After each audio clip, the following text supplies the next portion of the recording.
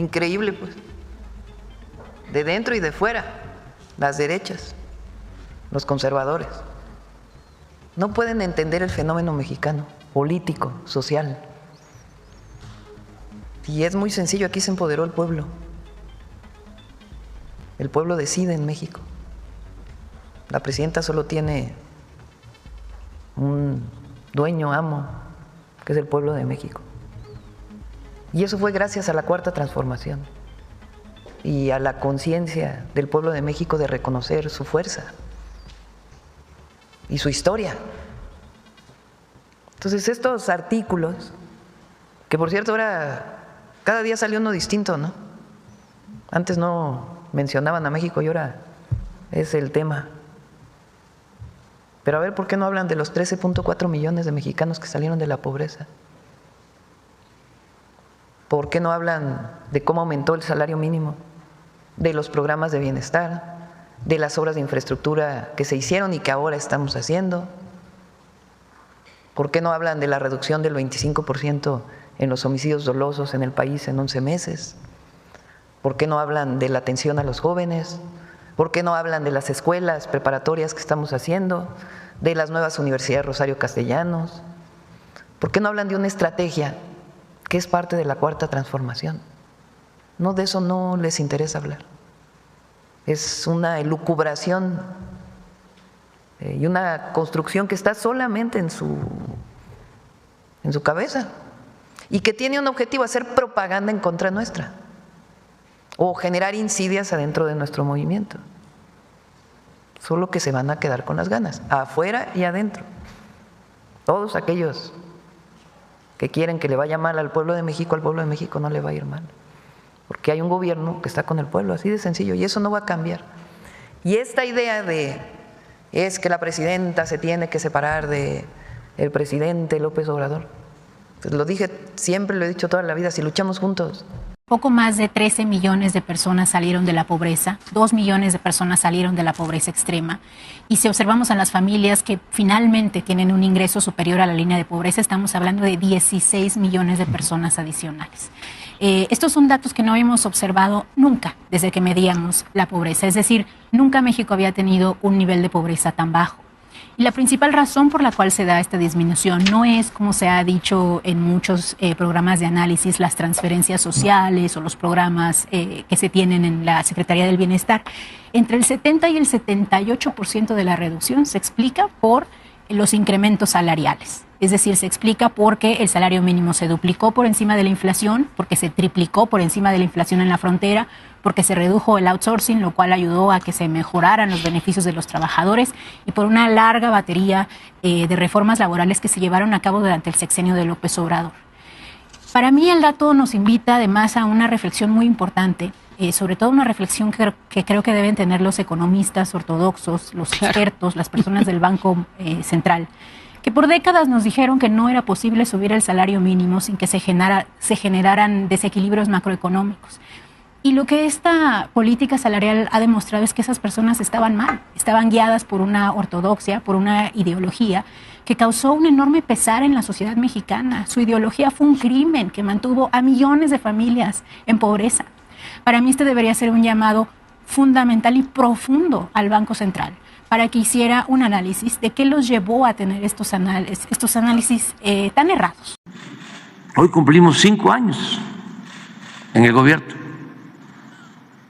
¿Y qué mejor que informar sobre la inauguración del nuevo aeropuerto de Tulum y también informarles de que se logró con el sector obrero, con el sector empresarial, un acuerdo para incrementar en 20% el salario mínimo a partir del 1 de enero. Esto es histórico porque significa que vamos a cumplir lo que ofrecimos al inicio de nuestro gobierno, de aumentar el salario mínimo en términos reales al doble.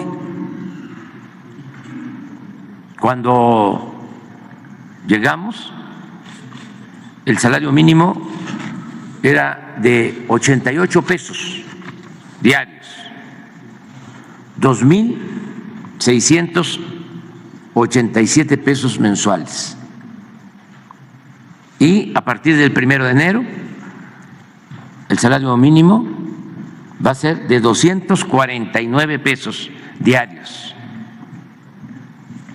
7,508 pesos mensuales.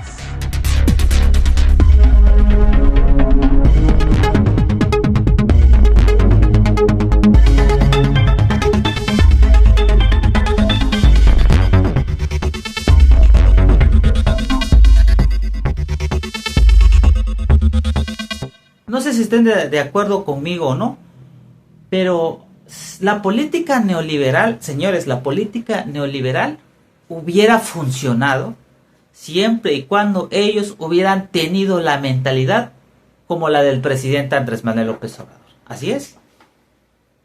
Hubiera funcionado si ellos hubieran aplicado esa mentalidad del presidente, pero no.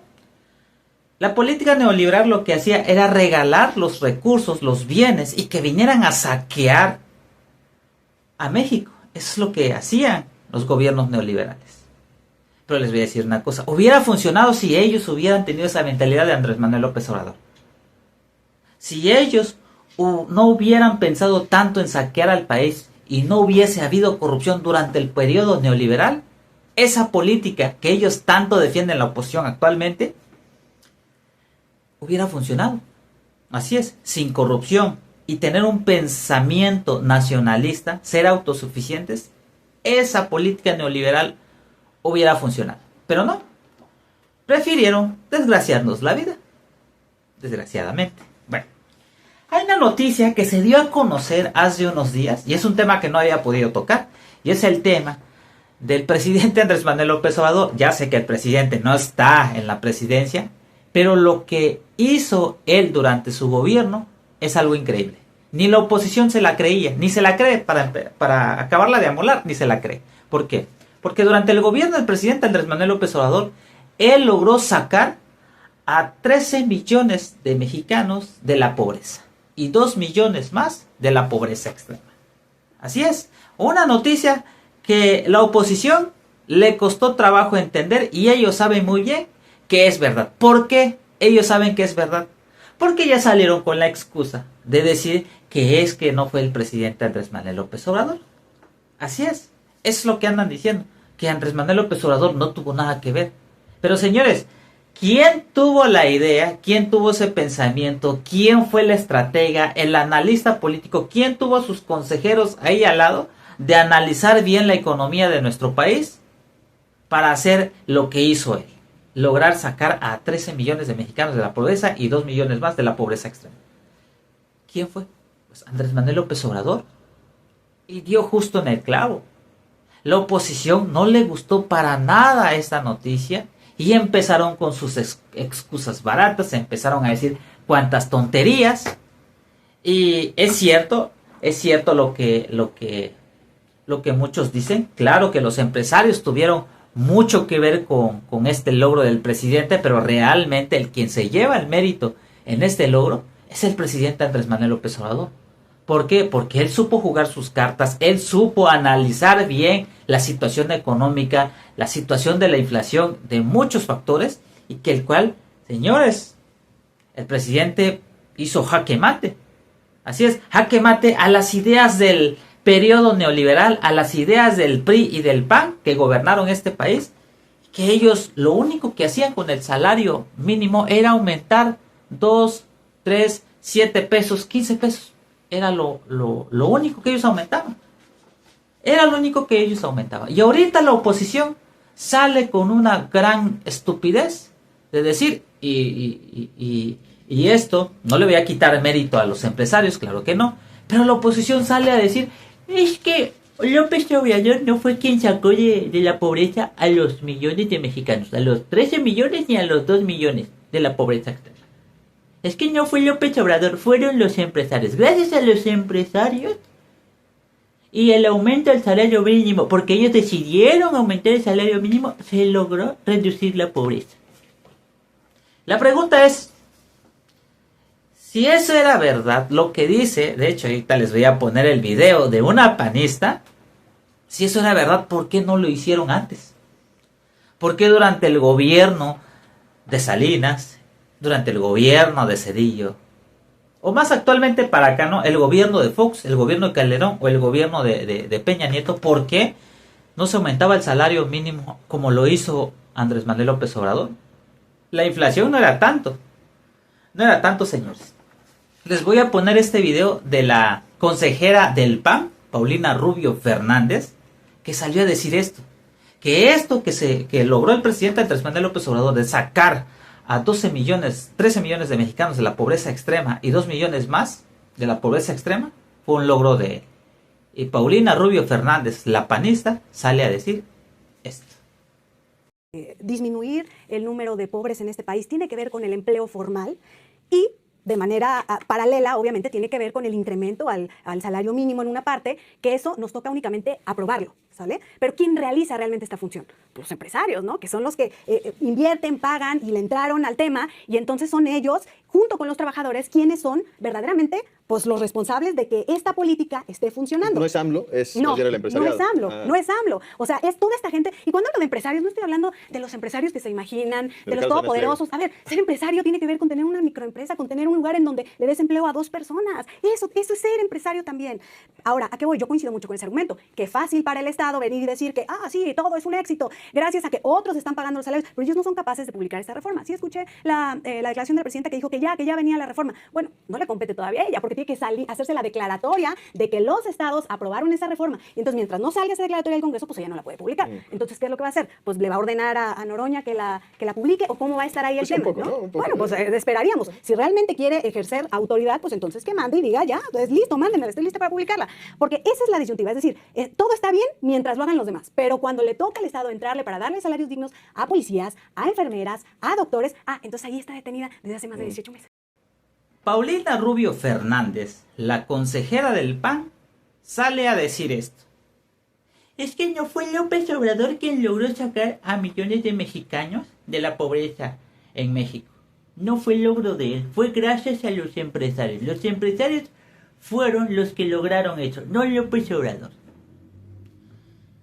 Hay algo tan estúpido que dice la oposición y que el cual, señores, si ellos dicen que Andrés Manuel López Obrador no tuvo nada que ver con ese logro de sacar a 13 millones de mexicanos de la pobreza y 2 millones más de la pobreza extrema, si ellos dicen que Andrés Manuel López Obrador no tuvo nada que ver y fueron los empresarios, porque los empresarios aumentaron el salario mínimo, la pregunta es, ¿por qué no lo hicieron antes?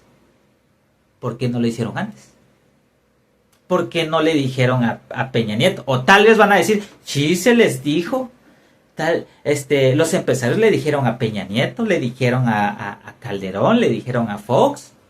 Pero ellos tomaban una decisión de no hay que aumentar el salario mínimo porque si no va a haber una crisis económica, se van a disparar los precios, va a haber una inflación adentro del país.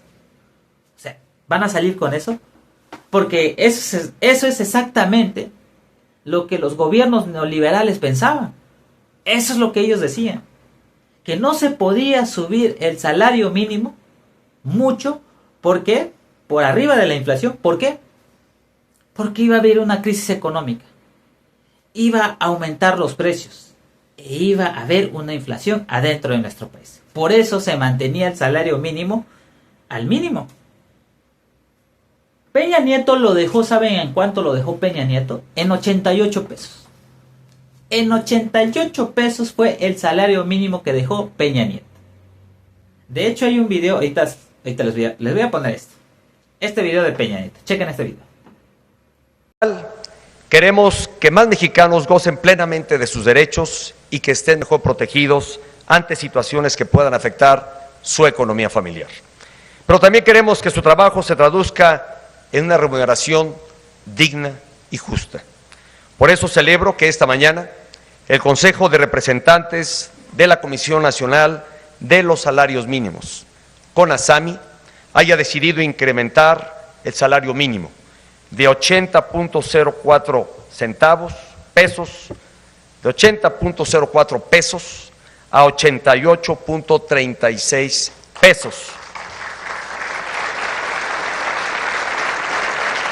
Y déjenme decir algo, no se trata de un ajuste menor, sobre todo considerando que al inicio de esta administración, hace prácticamente 5 años, el salario mínimo era de apenas 60 pesos. Con este aumento en los últimos 5 años, el salario mínimo ha tenido una recuperación de 20% en términos reales, esto es 45% en términos nominales, lo cual no había ocurrido hace más de 30 años.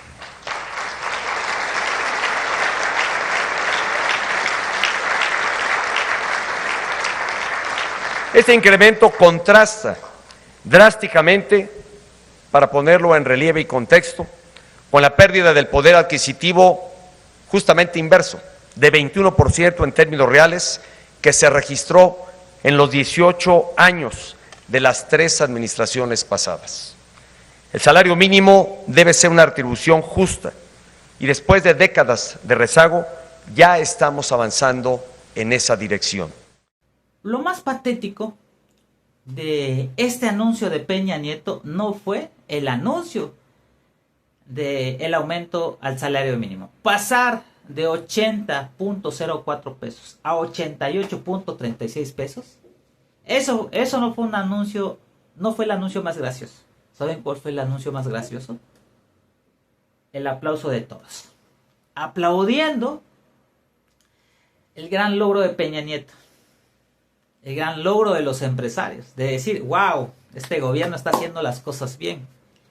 El aumento al salario mínimo subió considerablemente. Imagínense nada más. Esos 88 pesos de salario mínimo, señores, no servían de nada. ¿Por qué? Porque ya había gasolinazos. Gasolinazos gracias a la reforma energética de Peña Nieto. Así es. No había mucha inflación, pero eso que ellos decían, que aumentar el salario mínimo a los trabajadores, iba a haber una crisis económica interna, iba a generar inflación, iban a dispararse el precio de los productos. Era lo que ellos decían. Señores, y sí pasó, pero gracias a la reforma energética de Peña Nieto, esos 88 pesos no servían para nada, porque los precios iban aumentando día con día. Un huevo que te costaba, pónganlo ustedes, al inicio de Peña Nieto, durante el gobierno de Felipe Calderón, que te costaba 1 peso o 50 centavos, ya para finales del sexenio de Peña Nieto ya te costaba 2.50. O sea, al caso, 3 pesos. Ya te costaba eso en el gobierno de Peña Nieto. ¿Por qué? Porque gracias a la reforma energética de Peña Nieto ya había gasolinazos. ¿Y por qué aumentaban los precios? Por el transporte. Todo se transporta en cielo, mar y tierra, con vehículos que utilizan turbocina, diésel y gasolina. Así es. Y ese aumento al salario mínimo no servía para nada. Llega el gobierno del presidente Andrés Manuel López Obrador, analiza bien las cosas, pone su política de austeridad republicana, y vamos a ver por los trabajadores. ¿Y qué fue lo que hizo? Aumentar el salario mínimo. Pasó de 88 pesos a 240 pesos en zona general y 370 pesos en la zona norte. Eso fue lo que hizo el presidente Andrés Manuel López Obrador. Eso sí fue subir el salario mínimo por arriba de la inflación. Les voy a decir una cosa. El presidente hizo esta buena decisión, tomó esta buena decisión. ¿Por qué? Porque sabía que las cosas no iban a pintar nada bien a futuro, porque iba a haber muchos factores, no internamente, no adentro de México, sino factores externos. Por ejemplo, la inflación que se generó ante el conflicto entre Rusia y Ucrania. Eso generó una gran inflación. Y señores, gracias al incremento al salario mínimo, esa inflación no nos está pegando mucho. Y les voy a decir una cosa. Si no hubiese habido reforma energética de Peña Nieto, esos 88 pesos que él había anunciado, sí iban a alcanzar para algo. Pero ya habiendo reforma energética que él mismo implementó, esos 88 pesos no servían para nada. Para nada servían, señores. Pero esta decisión del presidente de aumentar el salario mínimo, pues con esta situación de que estaban aumentando el precio de los combustibles, señores, no nos está pegando mucho. ¿Por qué? Porque también el presidente dijo, bueno, hay que subsidiar la gasolina, hay que ser autosuficientes, ya no hay que tener una visión a futuro, hay que poner una refinería para refinar nuestras propias gasolinas y así detener el aumento a las gasolinas. Así es.